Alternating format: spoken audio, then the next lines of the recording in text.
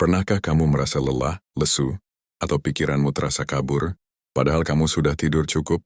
Pernahkah kamu mendapati dirimu terus-menerus mencari camilan manis untuk mengatasi stres atau sekadar mengisi waktu luang? Jika jawabanmu ya, ada satu hal sederhana yang mungkin menjadi akar dari semua masalah ini. Gula. Hari ini kita tidak akan membahas diet atau program penurunan berat badan. Kita akan menyelami sebuah perjalanan yang jauh lebih dalam, sebuah perjalanan menuju kebebasan sejati seperti yang diajarkan oleh para filsuf Stoik. Mereka percaya bahwa kendali terbesar yang kita miliki adalah atas diri kita sendiri. Tubuh dan pikiran kita adalah wadah untuk jiwa, dan jika kita ingin hidup dengan bijak, kita harus mengendalikan apa yang masuk ke dalamnya. Gula dengan segala daya tariknya adalah salah satu musuh terbesar dari kendali diri ini. Kita hidup di dunia yang dipenuhi gula. Dari minuman kemasan, kue, permen, hingga saus dan makanan cepat saji, gula hadir di mana-mana. Ia disajikan sebagai hadiah, sebagai pelipur lara, dan sebagai sumber energi instan. Namun di balik rasa manisnya yang memikat, gula menyimpan janji palsu yang perlahan-lahan merusak kendali kita atas tubuh dan pikiran. Seperti yang dikatakan oleh Seneca, seorang filsuf Stoik, tidak ada budak yang lebih menyedihkan dari mereka yang mengira diri mereka bebas. Dan seringkali, kita adalah budak dari nafsu makan kita sendiri, terutama nafsu akan gula. Ketika kamu memutuskan untuk berhenti mengonsumsi gula, atau setidaknya menguranginya secara drastis, kamu tidak hanya mengubah pola makanmu. Kamu sedang melakukan sebuah tindakan filosofis yang mendalam. Kamu sedang mengambil kembali kendali atas dirimu. Ini adalah sebuah perjalanan yang membutuhkan ketahanan, kesabaran, dan kebijaksanaan. Disinilah ajaran Stoik menjadi sangat relevan. Mereka mengajarkan kita untuk menghadapi kesulitan dengan tenang, menerima apa yang tidak bisa kita ubah, dan fokus pada apa yang bisa kita kendalikan, yaitu pilihan kita sendiri. Mari kita lihat perubahan transformatif yang akan terjadi pada tubuh dan pikiranmu, bukan sebagai daftar kering, tetapi sebagai narasi tentang pemulihan diri. Setiap perubahan yang akan kita bahas adalah bukti bahwa ketika kamu memilih untuk melepaskan belenggu gula, kamu sedang membangun benteng ketahanan yang lebih kuat di dalam dirimu. Hari pertama hingga hari ke-7, fase detoksifikasi dan perjuangan. Ketika kamu memutuskan untuk menghentikan konsumsi gula, terutama gula tambahan, tubuhmu akan terkejut. Sebagian besar dari kita telah membangun ketergantungan pada gula tanpa kita sadari.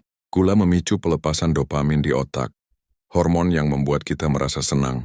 Ini adalah mekanisme yang sama yang membuat kita ketagihan pada hal-hal lain. Jadi ketika kamu tiba-tiba menghentikan pasokan gula, otakmu akan mengirimkan sinyal ke seluruh tubuh yang menuntut lebih banyak.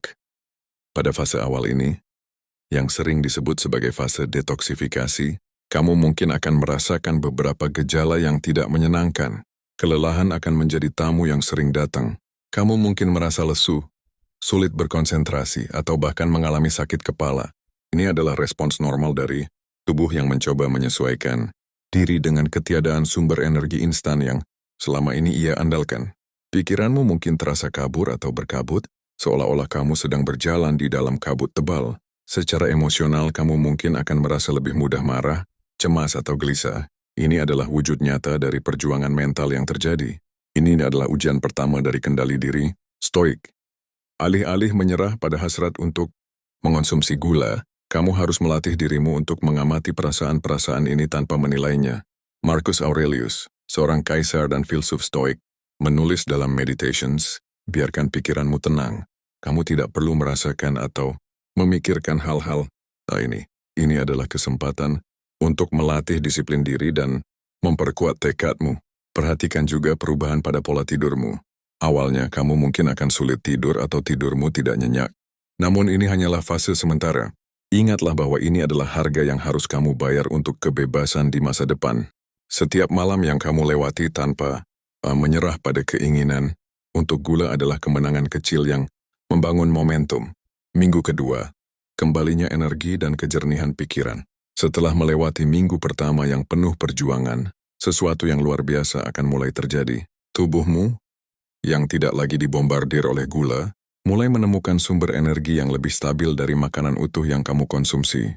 Lemak dan protein yang kamu makan akan diubah menjadi energi dengan lebih efisien, dan tingkat gula darahmu akan menjadi lebih stabil. kamu akan mulai merasakan lonjakan energi yang lebih konstan sepanjang hari, tanpa puncaknya yang tinggi diikuti oleh penurunan drastis yang selama ini kamu rasakan. Kamu tidak lagi merasa perlu mencari camilan di sore hari hanya untuk bertahan hidup. Perasaan lelah yang dulu menjadi teman setia akan mulai memudar. Selain itu, kejernihan mental akan kembali. Kabut di otakmu akan mulai menghilang. Kamu akan menyadari bahwa kamu bisa berpikir lebih jernih, fokus lebih lama, dan memproses informasi dengan lebih baik. Ini adalah tanda bahwa otakmu, yang tidak lagi terlalu terstimulasi oleh gula, mulai beroperasi pada tingkat yang lebih optimal. Seneca mengatakan, bukan karena hal-hal itu sulit maka kita tidak berani, tetapi karena kita tidak berani maka hal-hal itu sulit. Kamu telah membuktikan keberanianmu, dan sebagai hasilnya kesulitan itu kini terasa lebih ringan. Pada fase ini, kamu juga akan melihat perubahan pada kulitmu. Peradangan yang disebabkan oleh konsumsi gula akan mulai mereda. Kulitmu akan terlihat lebih sehat, lebih bersih, dan mungkin saja jerawat yang selama ini mengganggu akan berkurang. Ini adalah bukti visual dari kerja keras yang kamu lakukan di dalam minggu ketiga hingga keempat. Perubahan fisiologis yang mendalam. Ini adalah fase di mana perubahan-perubahan yang lebih signifikan dan mendalam mulai terjadi pada tingkat fisiologis. Sistem pencernaanmu akan mengalami perbaikan yang luar biasa. Gula tambahan seringkali mengganggu keseimbangan bakteri baik di usus. Dengan menguranginya, kamu memberikan kesempatan bagi mikrobioma ususmu untuk pulih dan berkembang. Hasilnya, pencernaan yang lebih baik, perut kembung yang berkurang, dan penyerapan nutrisi yang lebih efisien. Perubahan paling dramatis mungkin terjadi pada berat badanmu. Tanpa kalori kosong dari gula, tubuhmu akan mulai menggunakan cadangan lemak sebagai sumber energi. Ini akan menyebabkan penurunan berat badan yang stabil dan sehat. Namun ini bukan hanya tentang penampilan, ini tentang kesehatan. Berat badan yang lebih sehat akan mengurangi risiko berbagai penyakit kronis, seperti diabetes tipe 2, penyakit jantung, dan bahkan beberapa jenis kanker. Insulin, hormon yang mengatur gula darah, akan menjadi lebih sensitif. Ketika kamu mengonsumsi banyak gula, tubuhmu harus memproduksi lebih banyak insulin. Seiring waktu, sel-selmu menjadi resisten terhadap insulin, yang merupakan prekursor dari diabetes. Dengan berhenti mengonsumsi gula, kamu melatih sel-selmu untuk merespons insulin dengan lebih baik, menjaga kadar gula darahmu tetap stabil dan sehat.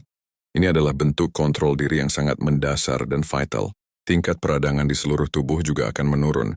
Peradangan kronis yang seringkali tidak kita sadari adalah akar dari banyak penyakit serius. Gula adalah salah satu penyebab utama peradangan. Ketika kamu menguranginya, kamu sedang memadamkan api kecil yang secara perlahan-lahan merusak sistem tubuhmu. Setelah 1 bulan dan seterusnya, kebebasan sejati dan kekuatan pilihan. Setelah sebulan atau lebih, kamu akan merasakan manfaat penuh dari keputusanmu. Perubahan-perubahan ini tidak hanya bersifat fisik, tetapi juga mental dan emosional. Kamu tidak lagi dikendalikan oleh keinginan yang tak terkendali. Kamu telah memutus rantai ketergantungan yang mengikatmu. Perubahan terbesar mungkin terletak pada selera makanmu. Makanan yang dulunya terasa hambar, buah-buahan, sayuran, dan biji-bijian kini akan terasa lebih manis dan lezat. Kamu akan mulai menghargai rasa alami dari makanan. Palet rasamu telah direset. Ini adalah bukti bahwa tubuhmu telah kembali ke kondisi alaminya, di mana makanan utuh adalah sumber kenikmatan sejati. Pada tahap ini, kamu juga akan melihat peningkatan pada kualitas tidurmu. Tanpa lonjakan dan penurunan gula darah yang mengganggu, tubuhmu dapat memasuki fase tidur nyenyak yang lebih dalam. Kamu akan bangun dengan perasaan benar-benar segar, bukan hanya bangun dari tidur. Yang paling penting, kamu akan mengembangkan rasa hormat yang mendalam terhadap dirimu sendiri. Kamu telah membuktikan bahwa kamu lebih kuat dari keinginan sesaat. Kamu telah menunjukkan kepada dirimu sendiri bahwa kamu memiliki kendali. Ini adalah pelajaran stoik yang paling berharga. Seperti yang Epictetus katakan, yang mengganggu manusia bukanlah hal itu sendiri, tetapi pandangan mereka tentang hal itu. Gula hanyalah gula, keinginan adalah sebuah sensasi, tetapi cara kita meresponsnya, itulah yang mendefinisikan siapa kita. Kamu telah memilih untuk menghadapi sensasi ini dengan tenang dan menolak tunduk.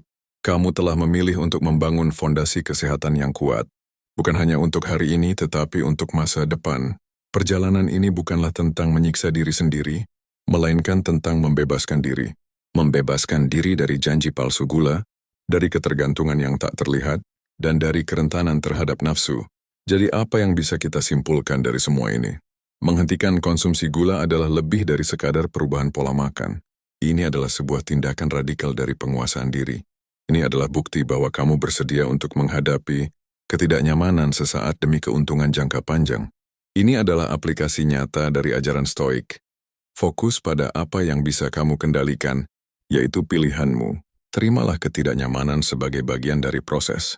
Dan ingatlah bahwa kebahagiaan sejati tidak datang dari pemuasan nafsu, tetapi dari penguasaan diri.